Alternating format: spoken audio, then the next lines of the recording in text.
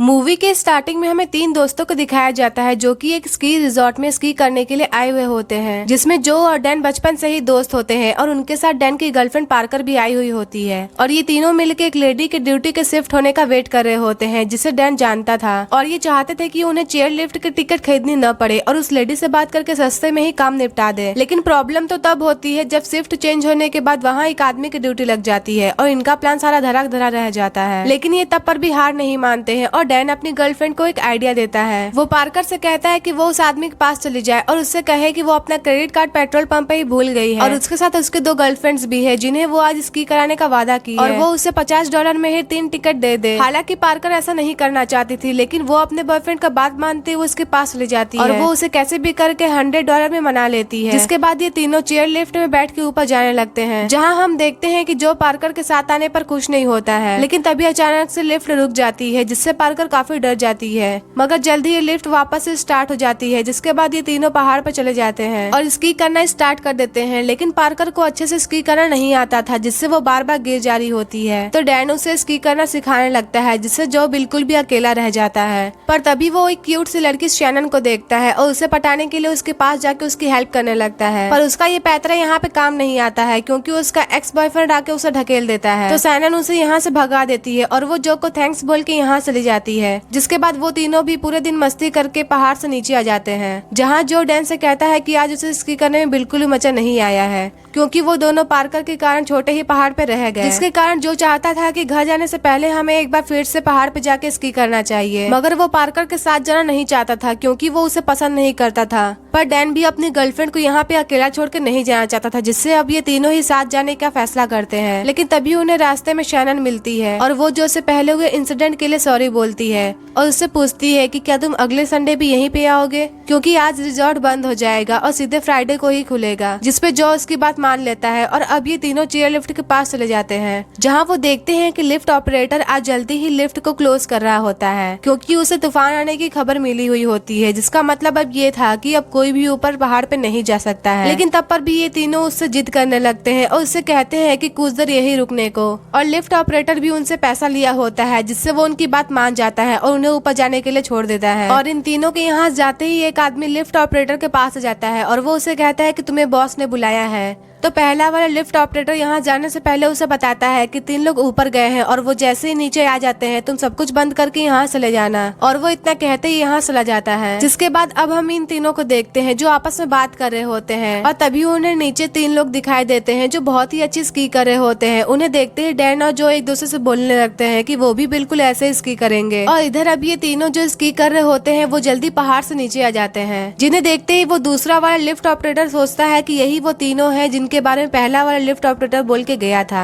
ऐसा सोचते ही वो लिफ्ट को बंद कर देता है, जिसमें जो पार्कर और डैन बैठे हुए होते हैं। इन तीनों को लगता है कि जरूर पहले की तरह लिफ्ट में कुछ खराबी आ गई होगी, जिससे ये लिफ्ट बंद हो गई है और जल्दी लिफ्ट शुरू हो जाएगी, जिससे ये काफी रिलैक्स रहते हैं और आपस में बातें करने लगते हैं। मगर कुछ ही देर में यहाँ पे ठंड बढ़ जाती है, जिससे इन्हें ठंड लगने लग जाता है और इनकी हालत तो अब खराब होती है जब ये देखते हैं कि यहाँ की सारी लाइटें बंद हो गई है, जिससे ये समझ जाते हैं कि इन्हें वर्कर्स भूल चुके हैं और वो रिजॉर्ट बंद करके यहाँ चले गए हैं। जिससे पार्कर डर के मारे रोने लग जाती है और चीखने चिल्लाने लग जाती है, क्योंकि आज संडे होता है और अब ये रिजॉर्ट अगले वीकेंड पे ही खुलेगा। लेकिन इतनी बर्फीली और वीराने सी जगह पे इनका आवाज सुनने वाला कोई भी नहीं होता है और अब ये तीनों ही 50 फीट की ऊंची लिफ्ट में फंस चुके हैं और इनके पास इनका फोन भी नहीं होता है कि ये किसी से मदद भी मांग सके। और थोड़ी ही देर में यहाँ पे बर्फ भी पड़ना स्टार्ट हो जाता है, जिससे इन्हें और भी ज्यादा ठंड लगने लगता है। लेकिन तभी इन्हें एक बर्फ हटाने वाला ट्रक दिखाई देता है और वो तीनों जोर जोर से चिल्लाने लगते हैं और वो ट्रक ठीक इनके नीचे ही आके रुकती है, जिससे ये बहुत ज्यादा खुश जाते हैं और आपस में कहते हैं कि देखा, ऐसे हमें कोई भी छोड़ के जा ही नहीं सकता है। लेकिन तभी वो आदमी अपने ट्रक लेके यहाँ जाने लगता है। दरअसल उस आदमी ने इनकी आवाज सुनी ही नहीं होती है और अब वो यहाँ जा रहा होता है, जिससे ये तीनों ही अपना कुछ कुछ सामान नीचे फेंकने लगते हैं ताकि वो आदमी उन्हें देख ले। लेकिन बर्फ पड़ने के कारण उस आदमी को कुछ भी दिखाई नहीं देता है और वो यहाँ चला जाता है। उसके चले जाने से इनकी बचने की उम्मीद और भी ज्यादा टूट जाती है, क्योंकि ये रिजॉर्ट 1 हफ्ते बाद ही खुलेगा और ये लोग 1 हफ्ते तक यहाँ बैठे नहीं रह सकते हैं। है और अब किसी को तो नीचे कूदना ही पड़ेगा और मदद बुलाना पड़ेगा, जिससे डैन डिसाइड करता है कि अब वो नीचे कूदेगा। लेकिन उसे ऐसा करने से जॉ और पार्कर उसे रोकने लगते हैं, पर इनके पास इसके अलावा और कोई भी ऑप्शन नहीं बचता है, जिससे डैन इन दोनों को बचाने के लिए खुद नीचे कूद जाता है। पर लिफ्ट इतनी ज्यादा ऊपर होती है कि डैन के नीचे कूदते ही उसका पैर टूट जाता है और हड्डियां भी बाहर आ जाती है, जिससे डर के मारे वो चिल्लाने लगता है और इस चीज का दुख ऊपर बैठे जॉ और पार्कर को भी होने लगता है। लेकिन अब पैर टूटने के कारण डैन अपनी जगह से हिल भी नहीं सकता था और उसके पैर से लगातार ब्लीडिंग हो रही होती है, जिससे जॉ अपना स्कार्फ नीचे फेंक देता है ताकि वो अपने ब्लीडिंग को रोक सके। और अब इन तीनों को समझ में नहीं आ रहा होता है कि ये करे तो क्या करे। और तभी जॉ लिफ्ट के केबल को देखता है और उसे एक आइडिया आता है और डैन भी उसे बताता है कि लिफ्ट के पोल के पास एक सीढ़ी होती है जिससे वो नीचे पकड़ के उतर सकता है। लेकिन ये काम इतना ज्यादा भी आसान नहीं होता है, क्योंकि लिफ्ट का केबल इतना ज्यादा शार्प होता है कि उससे जॉ की हाथ भी कट सकती है और जॉ ने इससे पहले आज तक कभी भी ऐसा नहीं किया होता है, जिससे वो काफी डर जाता है। लेकिन तभी डैन के सामने एक भेड़िया जाता है, जिसे देखकर डैन काफी डर जाता है। तो पार्कर उस भेड़िया को भगाने के लिए अपना स्की बोर्ड नीचे फेंक देती है, जिससे वो डर के मारे यहाँ से भाग जाता है।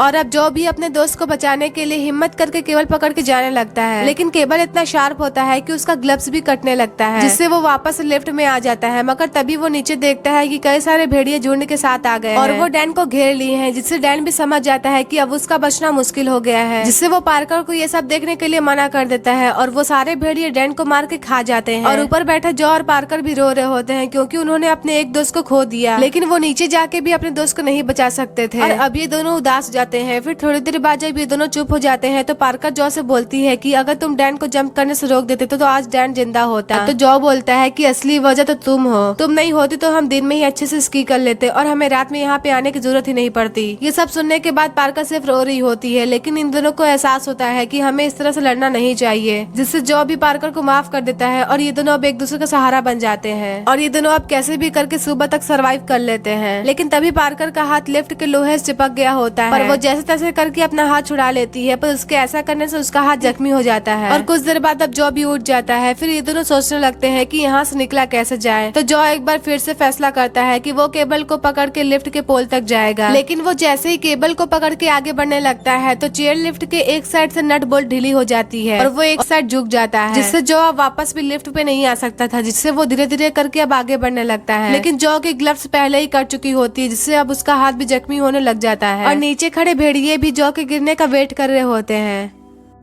पर जॉ अब कैसे भी करके दूसरे लिफ्ट तक पहुंच जाता है और वो पार्कर से उसका स्की पोल मांगता है ताकि वो नीचे उतर के उस भेड़िया का सामना कर सके। लेकिन जब पार्कर स्की पोल को उसकी तरफ फेंकती है तो वो सीधे नीचे ही गिर जाता है, जिसके बाद अब जॉ भी हिम्मत करते हुए लिफ्ट पोल के पास पहुंच जाता है और वो सीढ़ी से होते हुए नीचे उतरने लगता है। मगर वो जैसे ही नीचे आता है तो भेड़िए उस पे हमला कर देते हैं। जॉ भी स्की पोल से उस भेड़ियों को यहाँ से भगा देता है और पार्कर से कहता है कि वो जल्दी मदद बुला के यहाँ पे आएगा। जॉ ऐसा बोलते ही स्की बोर्ड से पहाड़ से नीचे उतरने लगता है, जिसके पीछे पीछे अब कई सारे भेड़िए भी भागने लगते हैं और पार्कर भी जॉ का वेट करने लगती है। और ऐसे ही एक दिन बीत जाता है, लेकिन अभी तक जॉ वापस नहीं आया हुआ होता है। फिर पार्कर देखती है कि लिफ्ट एक साइड से झुक गया है, जिसका मतलब अब ये है कि लिफ्ट कभी भी नीचे गिर सकता है। तो अब पार्कर भी क्या करती, आखिर वो कब तक जॉ का ऐसे ही बैठ के वेट करती, जिससे अब वो यहाँ से कूदने का डिसाइड करती है। और वो जैसे ही नीचे कूदने वाली होती है तो चेयर लिफ्ट टूट जाती है, मगर वो अभी पूरे तरीके से नहीं टूटा होता है, जिससे वो बीच में ही लटक जाता है। जिसके बाद पार्कर भी नीचे कूद जाती है और उसे कोई भी चोट नहीं लगती है। लेकिन तभी लिफ्ट पूरे तरीके से टूट के नीचे गिर जाती है और वो सीधा पार्कर के पैर पे लग जाता है और पार्कर का पैर भी फ्रैक्चर हो जाता है, जिससे अब वो चलने के लायक भी नहीं बचती है। पर पार्कर भी हार नहीं मानती है और अब वो कैसे भी करके रेंगते हुए पहाड़ के नीचे उतरने लगती है। और कुछ देर आगे आने पे पार्कर को जॉ की डेड बॉडी दिखती है और उसे इस बात का अफसोस होता है। लेकिन अब जबकि भेड़ियों के पास उनका खाना होता है तो वो पार्कर पे अटैक नहीं करते हैं और पार्कर भी इसी मौके का फायदा उठाते हुए अब वो पहाड़ से नीचे आने लगती है और वो रेंगते हुए एक रोड के पास जाती है और तभी उसे गाड़ी आते हुए दिखाई देती है। तो पार्कर कोशिश करती है कि वो उसे देख ले, लेकिन ड्राइवर उसे नहीं देखता है और वो यहाँ चला जाता है। और इधर पार्कर के अंदर भी इतनी ताकत नहीं होती है कि अब वो आगे जा पाए, जिससे वो वहीं लेट के किसी के आने का वेट करने लगती है। और तभी कुछ देर बाद यहाँ पे एक और कार आती है और वो पार्कर को देख लेता है और वो पार्कर की ऐसी हालत देख के उसे हॉस्पिटल लेके जाने के लिए यहाँ से निकल जाता है। और ऐसे ही 3 दोस्तों में से केवल पार्कर ही सर्वाइव कर पाती है और यहाँ से बच पाती है। और इसी के साथ ये मूवी यही एंड हो जाती है। Thanks for watching.